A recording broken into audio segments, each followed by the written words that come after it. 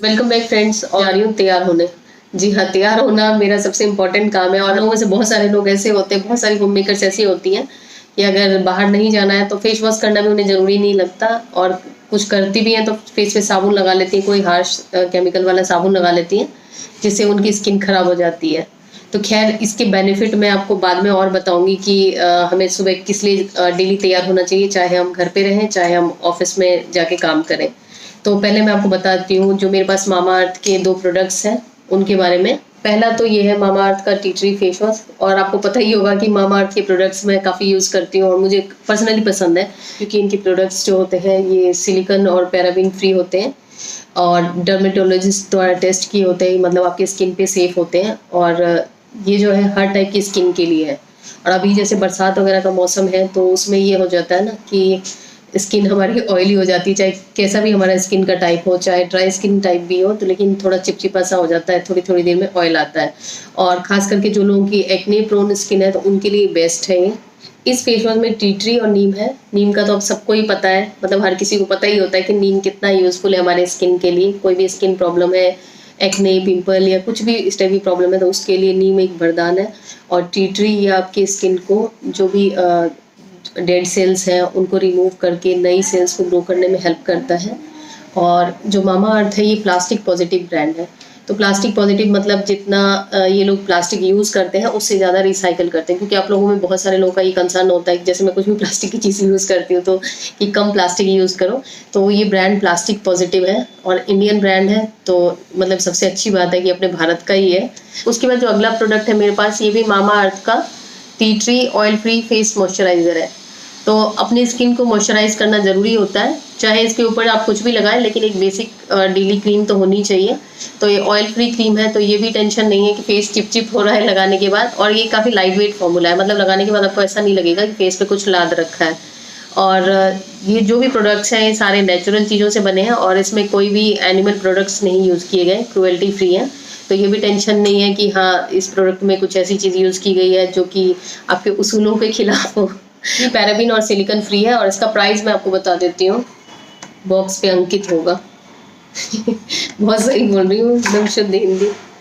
ये है 299 की एक क्रीम। ये सही से लगाएं तो 2 महीने आराम से ही निकल जाएगी। और ये जो है ये 399 का है। तो अगर आप जैसे कि मामा अर्थ की वेबसाइट से परचेज करेंगे तो आपको और भी डिस्काउंट मिल जाएगा। और मामा अर्थ की अगर आप ऐप डाउनलोड करते हैं तो जो भी उनके सेल्स या जो भी कुछ प्रमोशनल ऑफर आते हैं तो उसका आपको साथ के साथ नोटिफिकेशन मिल जाएगा।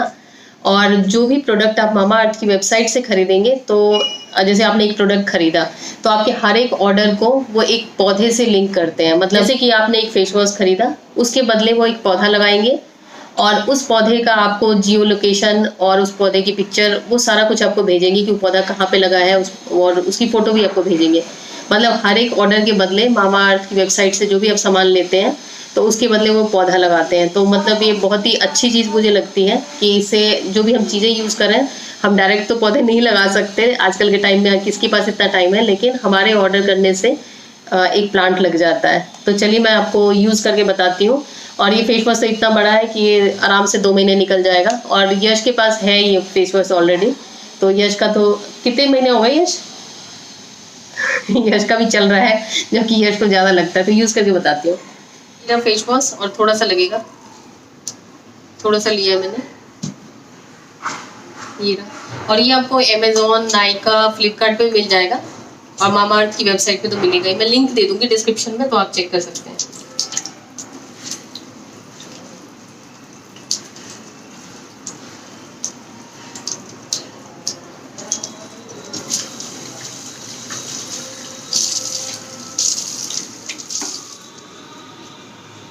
तो ये है फेस वॉश के बाद की मेरी स्किन।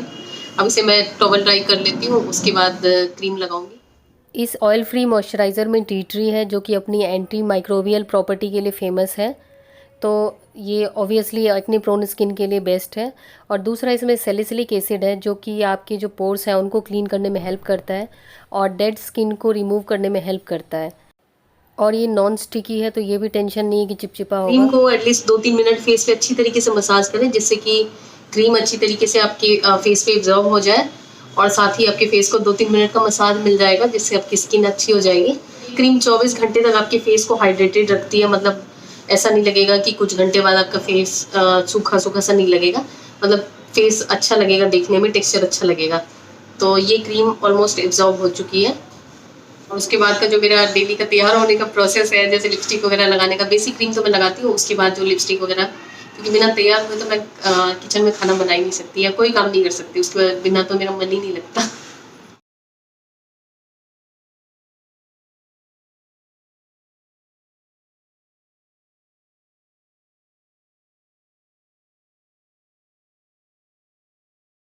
बस अब मैं काम पे जाने के लिए तैयार हूँ, क्योंकि मेरा काम है घर संभालना, तो मैं उसी के लिए तैयार होकर काम करती हूँ। तो जैसे कि कुछ लोग जैसे मैं अपनी वीडियोस में दिखाती थी जो मॉर्निंग में मैं तैयार होती हूँ, तो मैं इसलिए नहीं दिखाती हूँ कि मैं बहुत बड़ी मेकअप आर्टिस्ट हूँ या मुझे बहुत अच्छा मेकअप करना आता है। मैं इसलिए दिखाती हूँ कि जैसे कि कई बार ऐसा होता है ना कि हम वो चीज़ नहीं कर रहे होते हैं, लेकिन हमारे आसपास हमारी कोई फ्रेंड कर रही होती है, तो हमें लगता है कि हाँ ये चीज़ सही लग रही है तो हम कर लेते हैं। क्योंकि ज़्यादातर लोगों को मैंने देखा है कि जो खास करके जो न्यूक्लियर फैमिली में रहती है, वो ऐसे ही पजामा टी शर्ट में पूरे दिन घूमती रहेगी, बालों का यहाँ पे जुड़ा बना लेंगे, मतलब किसी भी चीज़ का कोई टाइम नहीं है, कुछ नहीं है। उसके बाद हमें लगता है कि हाय हमारे साथ ऐसा क्यों हो रहा है, हाय ये ऐसा हो गया वैसा हो गया। तो सबसे पहली बात है कि अपने आप को थोड़ा सा बदलने की कोशिश करिए, अपने ऊपर ध्यान दीजिए, क्योंकि जो घर संभालना या परिवार संभालना होता है ये इन्फीरियर काम नहीं होता है। इसमें आपको ये गर्व होना चाहिए कि हम घर संभाल रहे हैं, अच्छी तरीके से हम बच्चों की परवरिश कर रहे हैं, क्योंकि सबसे पहली हमारी रिस्पॉन्सिबिलिटी यही है कि हम अच्छी तरीके से घर को मैनेज करें। हो सकता है कुछ लोग मेरे से मतलब वो हो कि नहीं ऐसा नहीं होना चाहिए, लेकिन मुझे लगता है, क्योंकि मैं जॉब भी कर चुकी हूँ और मतलब कई साल जॉब कर चुकी हूँ, तो इसलिए ये नहीं कह सकते कि हाँ आप जॉब नहीं करते थे इसलिए आपको नहीं पता। तो मैं जॉब भी कर चुकी हूँ और मैं अभी होम मेकर हूँ और अभी भी मैं काम कर रही हूँ। लेकिन मुझे लगता है कि जो फीमेल्स हैं उनकी सबसे बड़ी रिस्पॉन्सिबिलिटी होती है फैमिली को अच्छी तरीके से मैनेज करना। चाहे आप जो भी काम कर रहे हो, चाहे आप ऑफिस में जॉब भी करते हैं, तो भी आपकी फैमिली में क्या हो रहा है नहीं हो रहा है, बच्चे क्या कर रहे हैं नहीं कर रहे हैं, बच्चों की क्या ज़रूरतें हैं, ये चीज़ वॉच करने का सबसे जो मेन काम है वो फीमेल्स का होता है। क्योंकि बच्चों के दिमाग में कब क्या चल रहा है ये सिर्फ एक माँ अच्छी तरीके से समझ सकती है। अगर वो बच्चे कुछ और भी बोल रहे हैं तो भी आपको पता चल जाएगा कि वहाँ सही बोल रहे हैं गलत बोल रहे हैं या क्या उनके मन में चल रहा है। जेंट्स कितना भी कुछ कर ले वो नहीं समझ सकते। तो सबसे पहली रिस्पॉन्सिबिलिटी और सबसे इम्पोर्टेंट रिस्पॉन्सिबिलिटी मुझे लगता है कि हमारा है कि घर हम अच्छी तरीके से मैनेज करें। और जब ये इतनी बड़ी रिस्पॉन्सिबिलिटी है तो हमें इस चीज़ में गर्व होना चाहिए और हमें अपने काम को बिल्कुल पूजा की तरह समझना चाहिए कि जो भी हम काम करें उसमें हमें ये नहीं लगे कि हाय मैं घर ही संभाल रही हूँ, मैं तो किसी काम की नहीं हूँ, वो तो पैसे कमा रही है। तो जो पैसे कमा रही है वो अलग चीज़ है, वो भी अच्छी बात है, ये नहीं कह रही हूँ कि नहीं जॉब करनी चाहिए बाहर। लेकिन जो आप घर संभाल रही हैं तो ये भी कोई छोटा काम नहीं है। तो इसलिए हमेशा इस तरीके से डेली तैयार हो जैसे कि आप कोई ऑफिस जा रही हैं या कोई अच्छे काम के लिए जा रही हैं। ये नहीं कि बस रोनी सूरत लगा बना के खाना बना रहे हैं और बच्चे ने कुछ मांगा या कुछ कहा तो खुद तो ऐसे मूड खराब ही, क्योंकि शक्ल बिगाड़ रखी है तो मूड तो खराब हो गई। तो बच्चे को बेलन दिखा दिया कि हट जाओ मैं बिजी हूँ ये हूँ वो हूँ। तो यह चल रहा है पीछे से, इसलिए प्रेजेंटेबल रहना ज़रूरी है। और अब मैं जा रही हूँ किचन में नाश्ता खाना सब कुछ बनाने। तो मिलती हूँ आपसे ये ब्रेक के बाद, मतलब नाश्ता खाना उसके कहानी के बाद। कमल जी के लिए मैं ब्रेकफास्ट में ओट्स बना रही हूँ और हम लोगों के लिए मैं चावल की रोटी वगैरह बनाऊँगी। तो सब्ज़ी तो यही चल जाएगी, जो भी खाने के लिए बनाऊँगी वही सब्ज़ी से हम लोग काम चलाएँगे। और अभी खाना बना रही हूँ तो खाने में करेले की सब्ज़ी बनाऊँगी, सूखी सब्ज़ी। तो ये लोहे की कढ़ाई में बना रही हूँ तो इसलिए तेल बहुत ज़्यादा डालने की मुझे ज़रूरत नहीं है और आराम से सूखी सब्ज़ी बन जाएगी। और इसमें लाल मिर्च पाउडर या कोई और मसाला नहीं डलता है, इसमें सिर्फ नमक हल्दी डलती है, इसलिए हरी मिर्च डाली है मैंने। और इस तरीके से डाली है जिससे कि अलग से आप उसे निकाल सकें। बस ये हो गया। उसके बाद दाल मैं साथ में ही बना लूँगी और दाल सब्ज़ी ये सब बना के रख लूँगी और चावल और रोटी बाद में बनाऊँगी जब खाना खाने का टाइम होगा तब उस समय।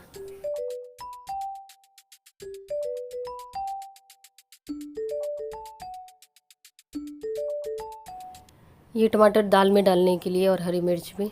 और अरहर की दाल है, इसको अच्छी तरीके से भून के फिर बनाते हैं जैसे खुशबू आने लगे। बस सब्ज़ी मेरी ऑलमोस्ट बन चुकी है करेले की, लेकिन करेले की सब्ज़ी बनी है तो यश तो खाएगा नहीं, तो उसके लिए कुछ और बनाना पड़ेगा। ये सब्ज़ी बन के इस तरीके से है। और अब यश के लिए सब्ज़ी बनाऊंगी शिमला मिर्च टमाटर और पनीर, क्योंकि पनिशमेंट तो मिलेगी ही करेला बनाने की। और ये चावल का आटा है, इसमें ड्रमस्टिक लीव्स, अजवाइन और थोड़ा सॉल्ट वगैरह डाला है। ये पनीर की सब्ज़ी बनके तैयार है। अभी 4 बजे हैं करीब, और कपड़े मेरे काफ़ी जमा हो रहे हैं प्रेस करने के लिए, क्योंकि अभी कर नहीं पाती हूँ। तो मैंने सोचा आज देखती हूँ थोड़े बहुत करके, अगर हो जाते हैं तो कर लूँगी। तो वही मैं बैठी हूँ, एकदम स्लो मोशन में काम कर रही हूँ, क्योंकि पहले की तरह फास्ट काम तो हो नहीं पाता, लेकिन जितना भी हो जाएगा मैंने सोचा निकाल लेती हूँ, थोड़ा बहुत तो कर ही पाऊँगी।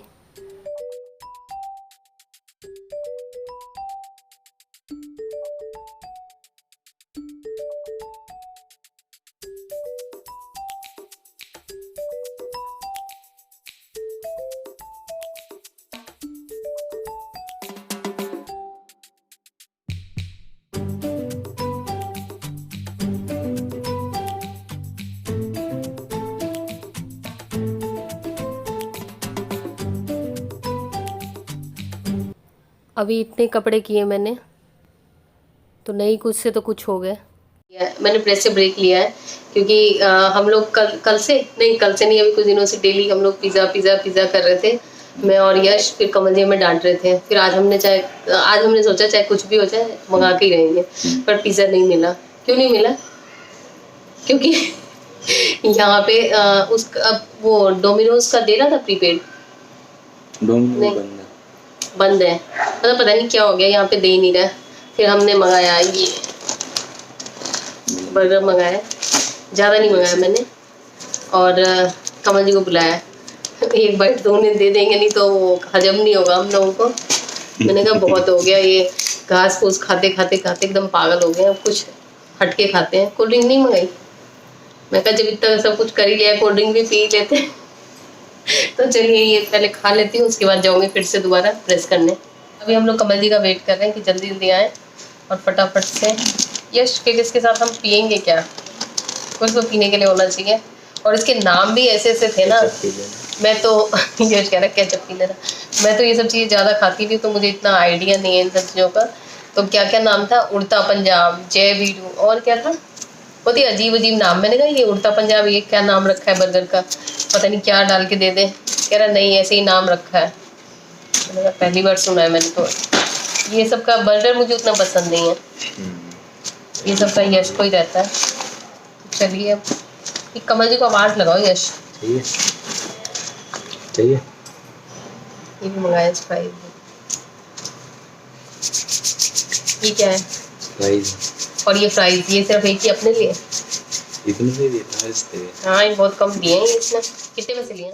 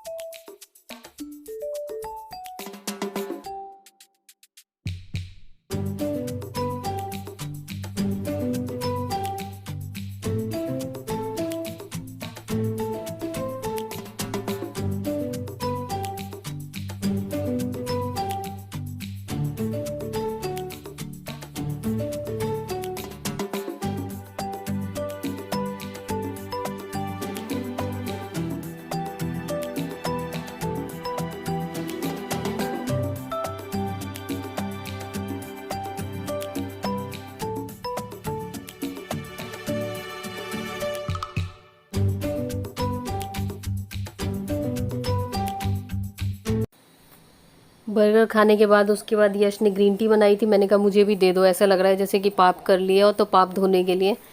इसे होना जाना तो कुछ नहीं है, लेकिन खुद को ऐसा लग रहा है ना कि बर्गर खा लिया अब क्या होगा, तो थोड़ी ग्रीन टी पी लेती हूँ ताकि वेट ज़्यादा ना बढ़े। वैसे ये अपने मन की तसल्ली है।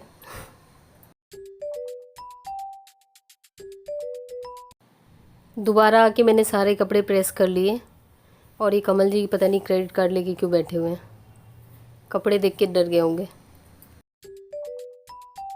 मैं एडिटिंग पे ही बैठी हूँ, अभी वापस से मैं एडिटिंग के लिए बैठी हूँ। खाना वाना बन चुका है, और अभी फिर से ब्रेक लेके कमल जी को खाना दूंगी, और मैं पहले ये काम कंप्लीट हो जाए उसके बाद खाना खाऊंगी। और ये डायरी और पेन मैंने रख रखा है कि इस पे जो कल का मेरा शेड्यूल है, जो कल का मतलब कल क्या क्या करना है, वो सारा कुछ नोट करके रख रही हूँ, ताकि बेसिक फ्रेमवर्क रहता है माइंड में तो काम इजी हो जाता है। नहीं तो अगर ज़्यादा काम एक साथ देख लो तो ऐसा लगता है कि हवाइयाँ उड़ने लग जाती हैं। मेरी तो खास करके ऐसा लगता है जैसे दिमाग की अलग अलग वायर्स कहीं कहीं कहीं घूम रही है। अगर सही से जॉट डाउन कर लूँ, मैं सबको लिख लूँ एक तरीके से, तो मुझे पता होता है कि हाँ ये काम मुझे करना है, फिर माइंड थोड़ा रिलैक्स रहता है। और मेरा माइंड अगर रिलैक्स रहता है तभी मैं काम कर पाती हूँ। तो चलिए इस ब्लॉग में इतना ही। अब जा रही हूँ कमल जी को खाना देने, और मिलती हूँ आपसे नए ब्लॉग में या किसी नई वीडियो में। तब तक के लिए बाय बाय।